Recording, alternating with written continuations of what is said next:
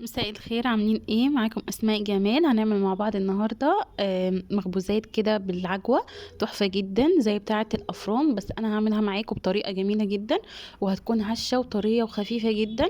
احلى بكتير من ان احنا بنجيبها من الافران وبتكون كده مليانه سمنه او تبقى تقيله كده. لا، احنا هنعملها خفيفه وحلوه جدا، وطريقه سهله جدا مفيش ابسط منها. اول حاجه كده معايا ان شاء الله 3 كوبايات بالكوب المعياري من الدقيق. تمام، دول كوبايتين، وهحط كمان كوبايه، يبقى 3 كوبايات. هحط كمان معلقتين ونص كبار من السكر. تمام، وهحط رشه من بيكنج باودر او نص معلقه صغيره، ومعلقه كبيره من الخميره الفوريه. وهحط كمان معلقتين كبار من اللبن البودر. اللبن البودر بيخليها طريه وحلوه جدا. هحط كمان 3 معالق كبار من الزيت، واجيب معايا كوبايه ميه دافيه. بس مش هحطها كلها، هنزل يعني نص كوبايه والنص كوبايه التاني، هفضل اقلب فيها كده لحد ما يعني، علشان نوع الدقيق احيانا بيختلف من نوع لتاني، فممكن الميه تكون كتيره، فما بحبش احط الميه كلها مره واحده. تمام، هفضل اعجن بقى، وفعلا هي احتاجت نص كوبايه التانية. هفضل اعجن فيها كويس جدا. طبعا نجاح اي عجينه ان احنا نعجنها كويس ونعجنها كتير، يعني مثلا 10 دقايق كده نفضل نعجن فيها لحد ما يكون ملمسها طري وحلو زي اما انا عجنتها كده. شايفين شكلها طريه وحلوه جدا.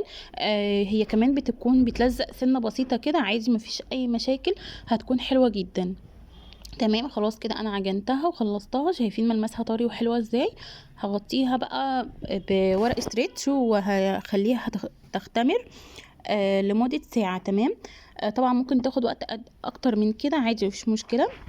هي خلاص اهي بعد ساعة اختمرت معايا. يعني ضعفها يعني حجمها تضاعف بالشكل ده، بقت حلوة جدا.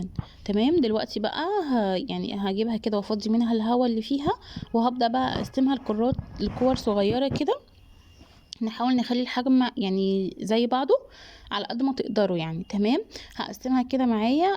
انا قسمتها وقطعتها يعني تقريبا 14 واحدة او 15 تقريبا، 15 قطعة. تمام، هما كانوا 15 قطعة.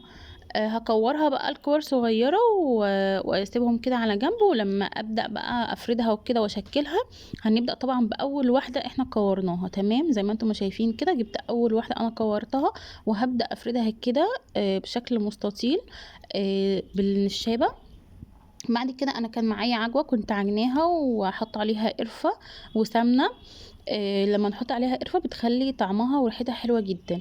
هنبدأ بقى نحطها كده ونلفها رول بالشكل ده، ويعني ونطبطب عليها كده علشان بس ايه، العجوة تلزق فيها، وكمان الحرف الأخير كده اللي فيها نفضل ندوس عليه كده عشان يلزق وما يفكش مننا في الفرن. تمام، هنلفها بقى كده على شكل دايرة بالشكل دوت.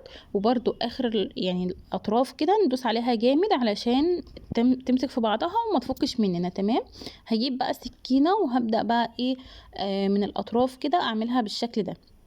هنعملها على شكل وردة. تمام، زي بتاعة الأفران بالظبط، سهلة وبسيطة، ومش مش حاجة يعني، مش صعبة خالص خالص، سهلة جدا وجميلة قوي. وعايزة اقول لكم الأولاد هيفرحوا بيها جدا يعني. الشكل ده حلو جدا، هيفرح أي حد. تمام، هنجيب واحدة كمان أعملها معاكم. هنفرد كده بالشكل دوت على قد ما تقدروا، وهنجيب بقى العجوة بتاعتنا. طبعا هنكون عاملينها برضو على شكل مستطيل، او يعني ايه، زي الصوابع كده. تمام، هنبدأ برضو نلفها كده ونعملها كده رول بالشكل ده، وندوس عليها جامد علشان الحرف يلزق كويس جدا. تمام، والعجينه ما تفكش مننا. بس واعملها على شكل دايره كده او على شكل دوناتس. بنتي كانت واقفه معايا تقول لي يا ماما انت عامله لنا دوناتس. فبعد كده بقى هجيب السكينه واقطعها كده من الاطراف كده على شكل ورده بالشكل ده. بس كده انا خلصت بقى كل الكميه. هجيب بقى لبن ومدوبه فيه معلقه سكر، وهبدا ادهن بقى كده الوش عشان احط عليه سمسم، فاللبن هيخلي السمسم يلزق كويس قوي في القرص او المخبوزات اللي احنا عاملينها دي. تمام، هدهن بقى كويس جدا باللبن. وطبعا هكون مسخنه الفرن على درجه حراره 180، وانا بجهز يعني وبشكل والكلام ده. تمام، بالشكل ده هنحط بقى السمسم ما شاء الله شكلها تحفة. تدخل على الفرن بقى سخنة، هتاخد تقريبا 15 دقيقة بس.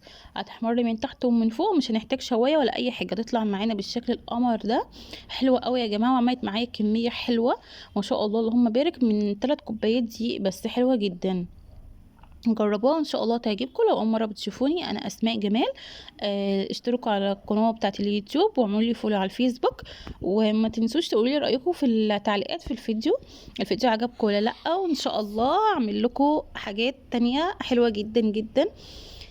بألف هنا وشفا. ما تنسوش تقولوا لي رايكم في التعليقات. باي. ما تنسوش تعملوا لايك واشتراك في القناة وشير.